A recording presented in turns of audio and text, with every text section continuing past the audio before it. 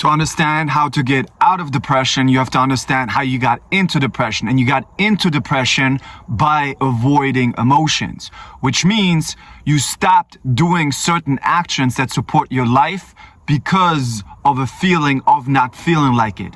The more you stop doing actions that support your life because of a feeling of not feeling like it, the more emotional weakness you practice, because you are not building muscle, emotional muscle, with the resistance and the stability of the actions that support your life. That's your pillars.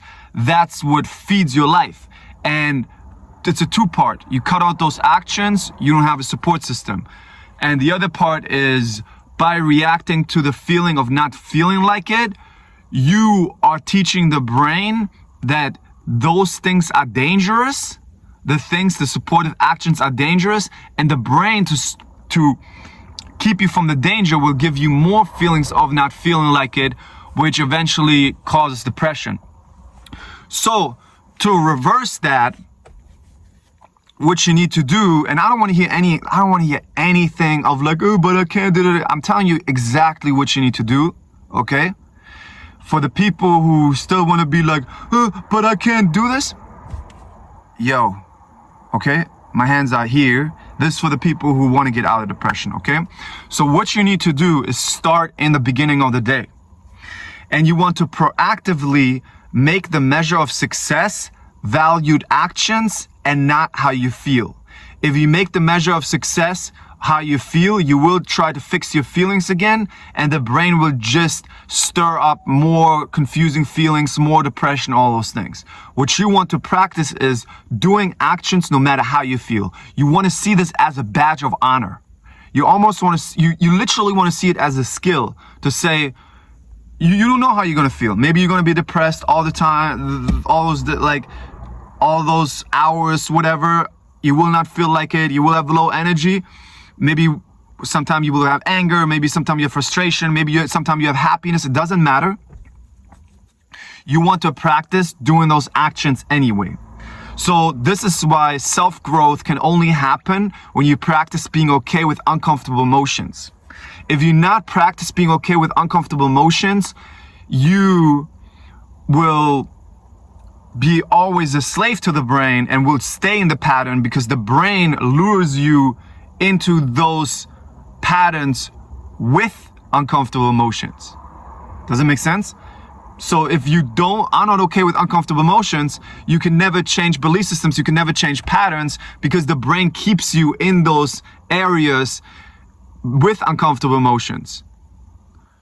If you're never okay with uncomfortable emotions, you will never show your brain that you can do those actions, and the brain doesn't learn that it's okay to do those actions that previously it thought were dangerous, okay? So the first thing that you want to do is activities that support your life. To make it easier for you, I'll give you some frameworks, I'll give you some values that you can work on. Find activities to support your physical fitness. Find activities to support your passions, your creative expression, like doing podcasts, TikTok, Instagram, whatever. Find activities to do with your friends and family, if you like it or not. Find activities, if you don't have friends, to just go to the gym and start speaking to people, even just hi or talk something about the weight, if you feel like it or not. Now, an easy thing is to find activities that are classes. Group classes and the gym. Group classes and the gym is beginner step, easiest thing to do.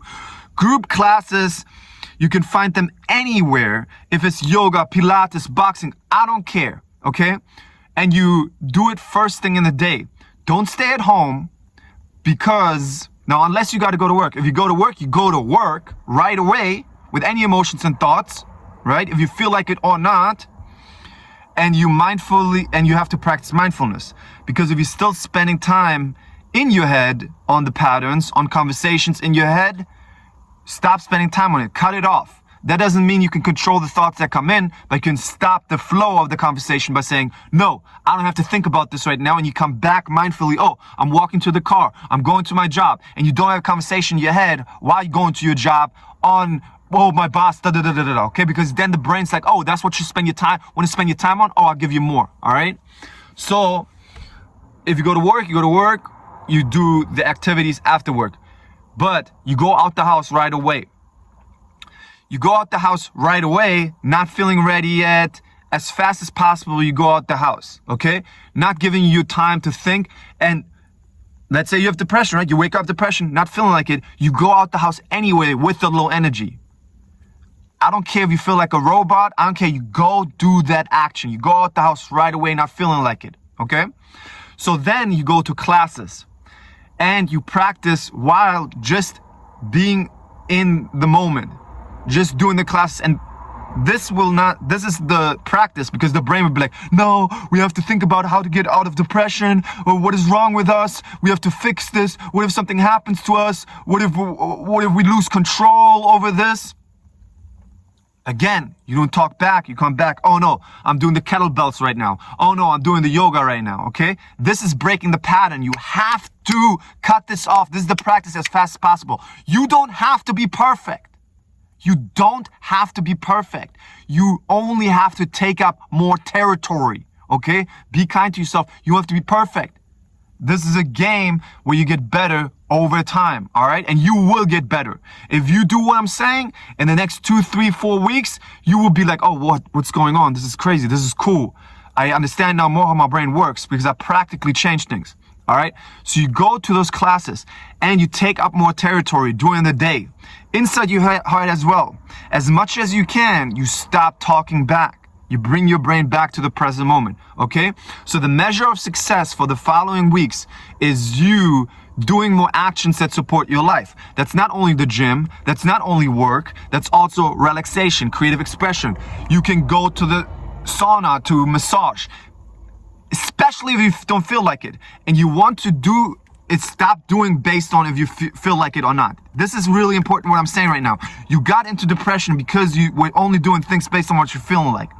Now, you want to proactively, and this is the change from being reactive to being proactive, okay? Being reactive is reacting to feelings and thoughts and saying, oh, I don't feel like going to the gym in an hour, even though I said I wanted to go.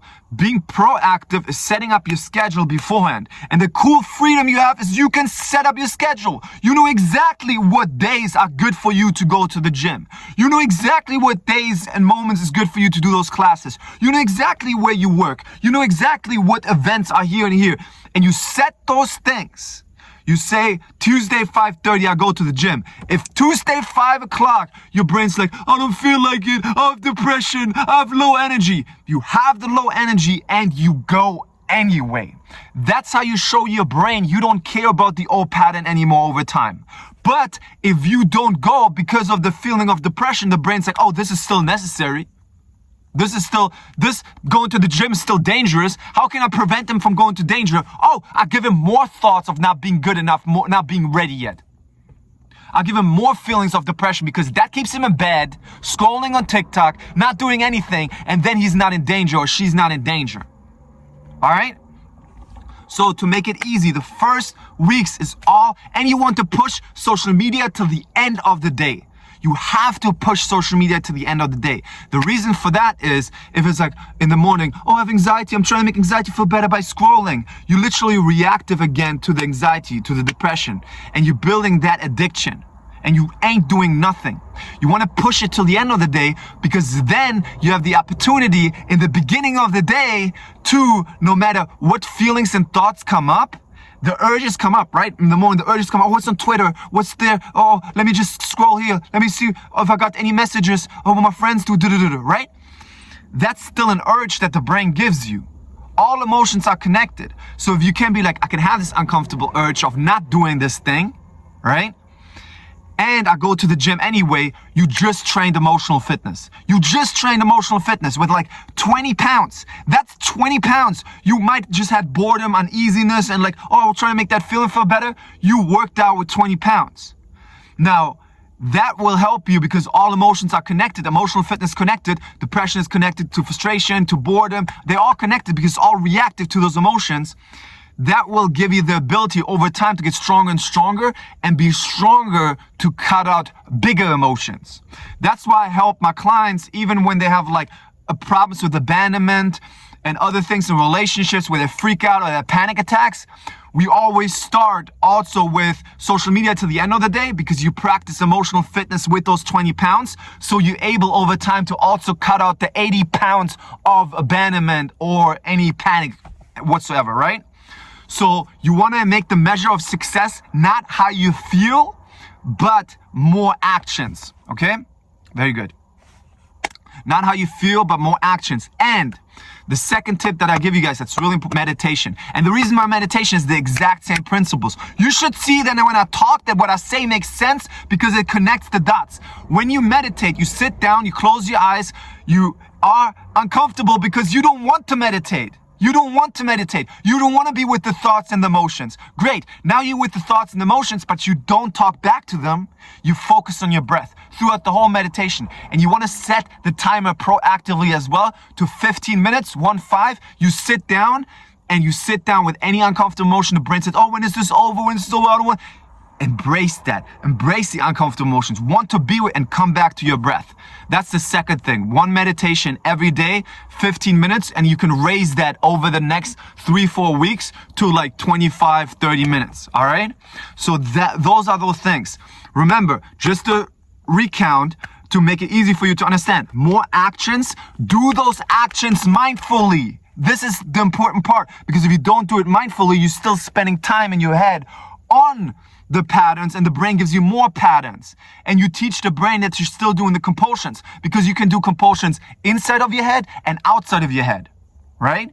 Inside of your head is on all those conversations, trying to fix feelings. Outside of your head is you might go into TikTok to avoid the anxiety. Those are the same as compulsions. So even if you cut out the outside of your head of being on TikTok in the morning or Instagram or Twitter, if you're still doing the compulsions inside of your head while you're doing the productive things of going to the gym, whatever, drinking water, doing the healthy things, you're still toxifying yourself, okay? So this is how to get out of depression. Support me, whatever, you know what to do. Like, go to comments. Love you, bye-bye.